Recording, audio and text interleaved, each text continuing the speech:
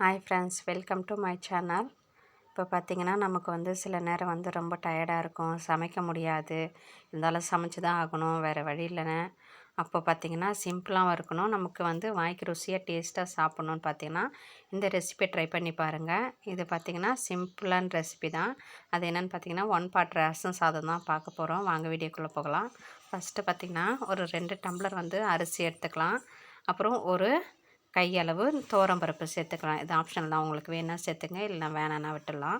இந்த பருப்பு சேர்க்கும்போது கொஞ்சம் டேஸ்ட் வந்து என்ஹான்ஸ் பண்ணி கொடுக்கும், அதுக்காக தான் கொஞ்சம் பருப்பு சேர்த்துருக்கேன். பார்த்திங்கன்னா ஒரு குக்கரில் எண்ணெய், கடுகு, சீரகம், பூண்டு பல் ஒரு 10 சேர்த்துருக்கேன். அதுக்கப்புறம் வரமிளகாய் ஒரு 4, காரத்துக்கு ஏற்ற மாதிரி சேர்த்துங்க. தக்காளி வந்து பொடி பொடியாக நறுக்கி வச்சு சேர்த்துருக்கேன். அது சேர்த்துட்டு நம்ம கொஞ்சம் மஞ்சள் பொடி சேர்த்துக்கலாம். அது சேர்த்துட்டு ரச பவுடர் வந்து கடையில் வாங்கினது தான், அது சேர்த்துட்டு அதுக்கப்புறம் கொஞ்சம் பூண்டு தட்டி சேர்த்துட்டு அது கூடவே 1 டம்ளர் வந்து புளி தண்ணி சேர்த்துக்கலாம். அதுக்கப்புறம் 2 டம்ளருக்கு வந்து பார்த்திங்கன்னா நான் 4 டம்ளர் வந்து தண்ணி சேர்க்குறேன். மொத்தம் புளி தண்ணியில் சேர்த்து 5 டம்ளர் தண்ணி சேர்த்துருக்கேன். இதை சேர்த்து நல்லா தண்ணி கொதி வர கொஞ்சம் சூடான பிறகு நம்ம ஊற வச்சுருக்க அரிசி அதில் சேர்த்து ஒரு கொதி வந்தோடனே நம்ம கறிவேப்பிலை, கொத்தமல்லி தூவி நம்ம என்ன பண்ணலாம், குக்கர் மூடி போட்டு ஒரு 4 விசில் வச்சு எடுத்துக்கலாம். 4 விசில் வைக்கும்போது ரச சாதம் நல்லா குழைவாக இருக்கும்.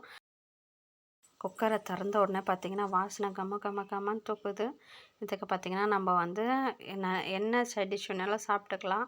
பொட்டேட்டோ ஃப்ரை வச்சுக்கலாம், அப்பளம், மிக்சர் எது வேணாலும் வச்சு சாப்பிட்லாம். நான் இன்றைக்கி வந்து மிக்சர் வச்சு தான் சாப்பிட போகிறேன். கூடவே என் தங்கச்சி செஞ்சு கொடுத்த கேசரி இருக்குது. இன்றைக்கி என் சிஸ்டருக்கு பர்த்டே, அதனால் அவங்க கேசரி செஞ்சு கொடுத்தாங்க. அதோடு நாங்கள் சாப்பிட்டு டின்னர் முடிச்சிட்டோம். நீங்களும் ஒரு நாளைக்கு செஞ்சு பார்த்துட்டு எப்படி இருக்குன்னு கமெண்ட் பண்ணுங்கள். பாய்.